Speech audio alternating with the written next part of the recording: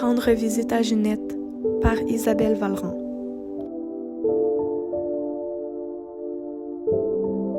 Qu'est-ce qui est propre à mon processus de création, c'est que j'aime faire des œuvres particulièrement personnelles. Je traite des sujets qui basés sur la spontanéité. J'aime pas particulièrement prévoir, je préfère me laisser emporter par mes émotions.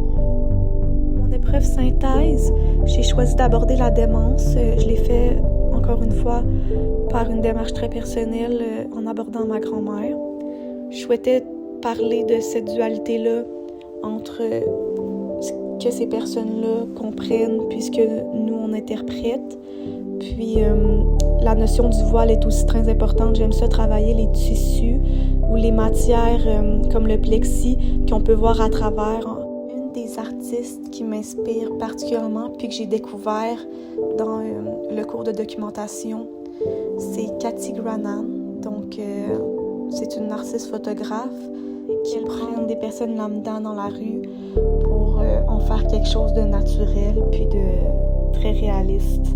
L'autre artiste qui a eu extrêmement beaucoup d'influence sur mon épreuve synthèse, c'est Brooke Di Donato. Donc, elle fait des photographies un peu conceptuelles, mais très profondes. Le voile est aussi très présent. Deux œuvres qui ont été marquantes de mon parcours. La première, c'est le projet multi-concept. On prend un objet, puis on en fait des explorations par rapport à ce qu'on voit.